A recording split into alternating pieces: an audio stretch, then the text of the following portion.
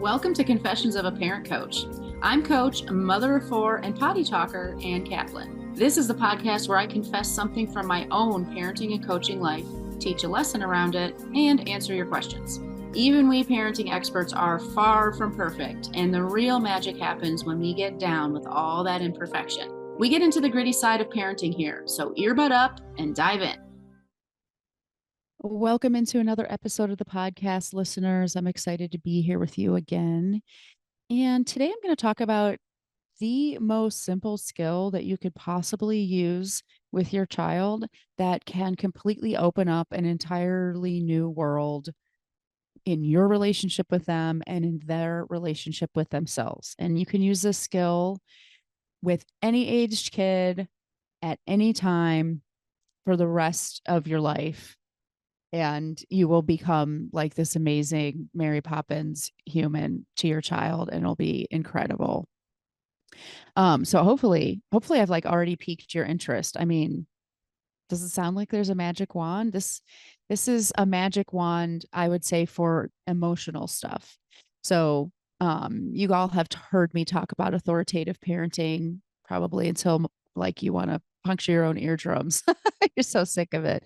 In fact, I did a podcast episode a few weeks back where I literally just explained like what is authoritative parenting. Well, if you remember, it's pop quiz. What are the two most important pieces? What are the two metrics that determine if you are an authoritative parent? Number one is control, leadership, discipline in your parenting. So we need to be giving our kids boundaries, enforcing those boundaries healthfully. Our kids need to know that mom and dad or whatever caretaker, they've got this. And that happens by us being in the controlling, not controlling, but in control.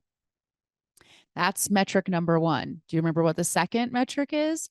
The second metric is attunement with your child. Attunement means that you are emotionally connected, empathetic, compassionate. You are aware of and responsive to your child as a human individual, their emotions, their needs, etc. So when we have both of those things, the attunement piece and the control piece, we are authoritative parents, and that is magic. It is beautiful. My confession for you is that, I don't always get that right. The tool that I'm going to teach you about today is squarely in that attunement category.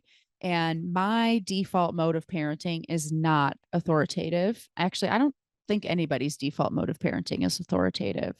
But my default mode of parenting is more of that authoritarian style, the style where I don't have a high degree of emotional attunement with my kids. And instead, I'm just like way too far in the extreme when it comes to the control side of parenting.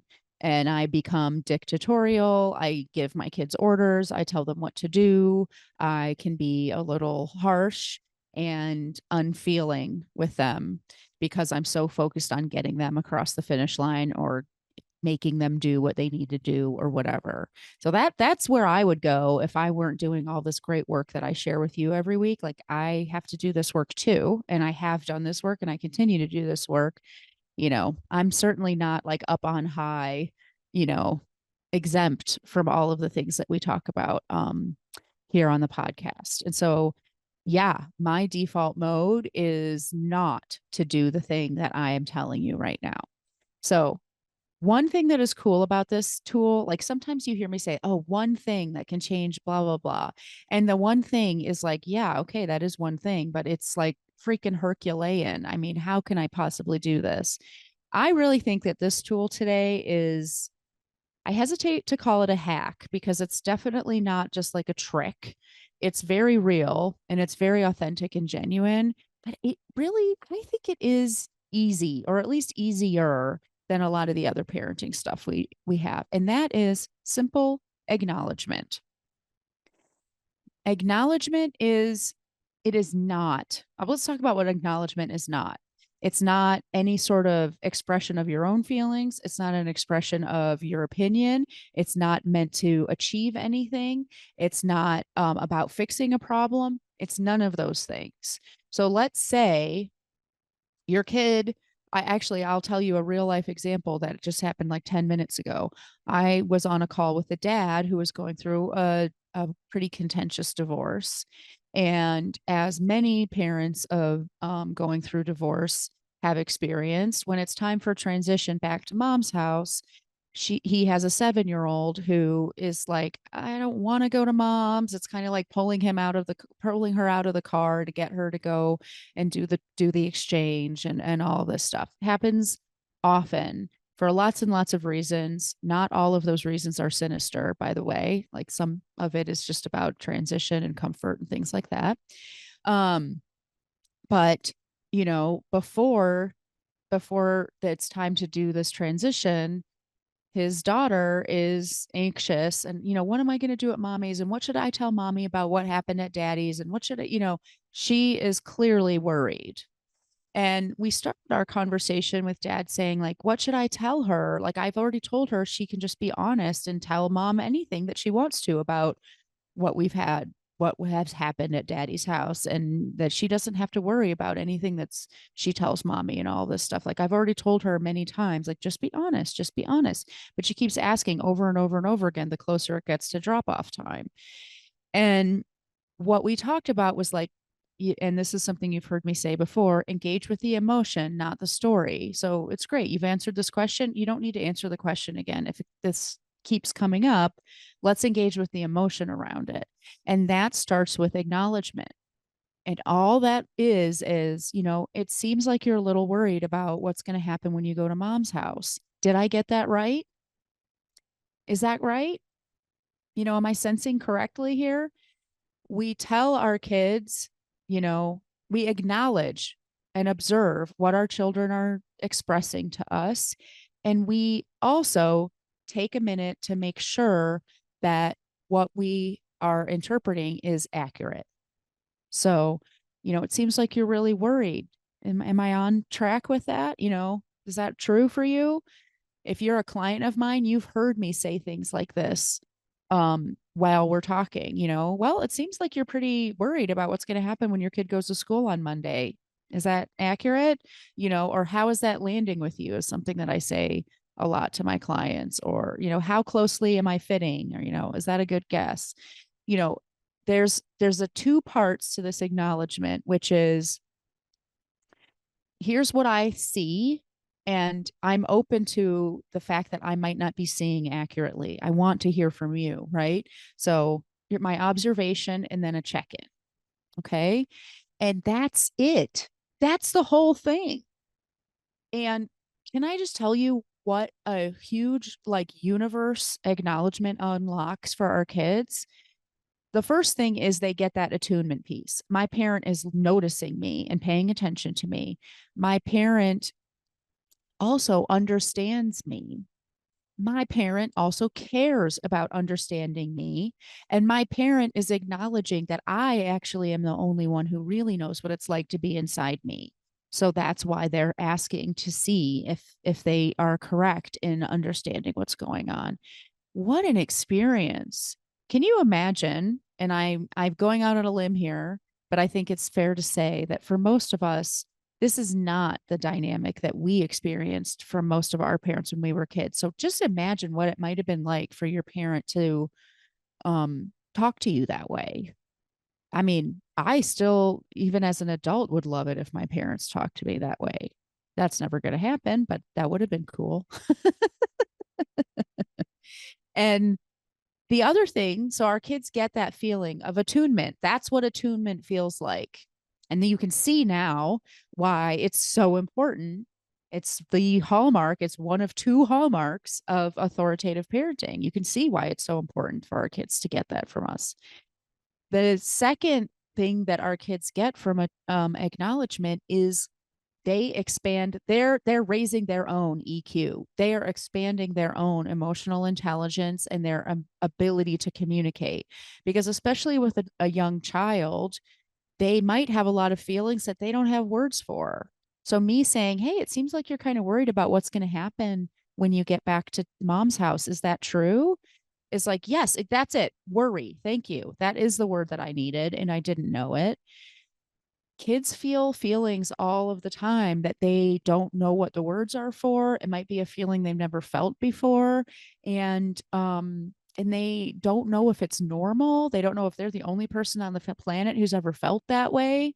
And they don't know how to express it or communicate it to the people around them in order to figure out the answers to all those questions. Like I always think like when I was like maybe, I don't know, somewhere between 10 and 13, I was like hanging out with my dad. We were sitting on the floor doing something, I don't even know what. And out of the blue, I got a Charlie horse in my foot. And I looked down. I'd never had a Charlie horse in my life. I'd never had a muscle cramp of any kind. And I looked down at my foot and it was like in the arch of my foot. And so my foot was starting to like curl and my toes were starting to point, but I wasn't controlling it. It was just happening because the muscle in that arch of my foot was spasming. I had no idea what was going on in my body. It felt so scary. It hurt, but also I was like, there's something really wrong. This is really freaky. What's happening? Like, oh my gosh. And I panicked. And I said to my dad, and I interrupted him, which I rarely did because it was a scary thing to do. But I was like, stop. Something's wrong. Something's happening to me. Look at my foot. What's going on? I was terrified. And my dad looked at my foot and like in 1 second, he's like, oh, you have a Charlie horse. And he grabbed my foot really and he gently sort of like stretched it in the opposite direction. The Charlie horse went away and then he just went about his business. But that feeling of like going from something's going on in my body, I don't know what it is, it's really awful and I can't explain it and I'm pretty sure this has never happened to anybody and I'm probably going to die, to oh yeah, Charlie horses, that's what that's called, and everybody gets them apparently, it's no big deal. That change happened in 1 second. And that is the exact kind of experience that our kids get with acknowledgement. They get this feeling of like, it's normal how I feel. There's words for how I feel. People understand how I feel. Like, I'm just because I'm feeling whatever intensity that I'm feeling does not mean I'm alone and isolated and weird and sort of apart from everybody else. There is connection even in adversity, basically. These are all the things that our kids get just from that one or two sentences. It seems like you're really worried about what's going to happen at mom's house. Is that true? That's it. Just that is enough to completely do all of these things for our children. Now, when I said, I really think that it is pretty easy. What makes it not easy is a couple things. One is we want our kids not just to know that we see that they're worried, we want them not to be worried, right? So, what's natural in that situation? Oh, it seems like you're pretty worried about what's going to happen when you go to your mom's house. Is that right? Yes, I'm very worried about it. Oh, well, you don't need to worry. It's okay. That's not helpful. That's actually invalidating. It's trying to fix it. It's trying to hurry our kids through whatever emotional process they need to go through. We don't need to do that. It's hard though. It's hard to allow our kids to just have negative emotions and us to do nothing about it except hold space, acknowledge all of that stuff. It's hard. It's hard to do that. I think the other thing that is hard is not just that we want our kids to feel a certain way, but we want them to see and know all the things that we see and know, but we're adults and they're kids and they might take like a lifetime to learn and see and know the things that we wish we could tell them. So we often take those moments to either fix a problem or to teach a lesson. That is totally unnecessary. And I'll go even further and say not only is it unnecessary, it's counterproductive. Because what really can happen if we manage our own emotions, the emotions we feel about our kids' emotions, if we can do that, we have opened up this beautiful space where growth and emotional intelligence can happen, where connection and safety occur, all of that stuff. And as soon as we go into either fix it mode or teaching mode, we have like completely clapped the door to that space shut. So it does require us to do our own work, learn how to be comfortable with our kids' discomfort, trust that our kids can navigate and feel their way through, unpleasant feelings and hard times. All of those things are hard to do if we haven't done our own work. And that's where someone like me comes in. You have listened to this podcast before. Maybe today's your first time, but probably you've listened to this podcast before, and you know what happens when you're listening to me. You get both things from me. You get a skill, you get some sort of tool to use, and then we also acknowledge the part around that tool that makes it so you might not actually use it. And let's look at what gets in the way and might keep us from actually using this new cool tool that you learned today on the podcast. This is what you get when you work with someone like me. It's not just about learning a skill. You know, you could read a book like the most famous one that everyone's probably already heard of because it's been around for a long time is, How to Talk So Kids Will Listen and Listen So Kids Will Talk. Great book. Guess how many parents have read that book and didn't do one thing that was in that book? A lot. And that book's been around for a long time. In fact, I think I might have even seen it kicking around my house when I was a kid. And I can tell you for very concretely, my parents never did anything in that book. Whether they read it or maybe they just used it as a doorstop, I'm not sure. But regardless, this is why taking a class or reading a book or sometimes listening to a podcast isn't enough, because there are emotional reasons, there are personal reasons why it's really tricky for us to do the stuff that we read about in that book or heard about on that podcast. That's why I have a job. So if you're ready to do more with your kids than what we usually do, like we can tell our kids are upset and we say, what's wrong? And what are the two most common answers we get when we say what's wrong or what's up or what's bugging you, or I can tell something's bugging you. What is it? I don't know or nothing. So if you're ready to get answers beyond I don't know and nothing, set up that discovery call with me and let's actually learn some of these skills and create a roadmap to that connected, safe relationship that you're trying to create with your kids. I hope that's helpful for you today. I hope you spend the rest of the day acknowledging everything your kid is saying to you. And I'll talk to you again next week. Bye, everybody. The episode is over, but there's more waiting for you. You can grab my free workbook, Getting Kids to Listen the First Time, that walks you through the fundamental principles I teach all of my clients and applies them to this very universal parenting challenge. So if you're sick of repeating yourself all day long or just want to learn more about my style, you'll definitely want to go to bit.ly/kidswholisten. And if you're ready to work with me, let's meet. Set up a free call at bit.ly/Kaplan call, and let's create an action plan that gets you exactly where you want to go. And of course, links to all this goodness are in the show notes. Thanks for joining, and I'll see you next time.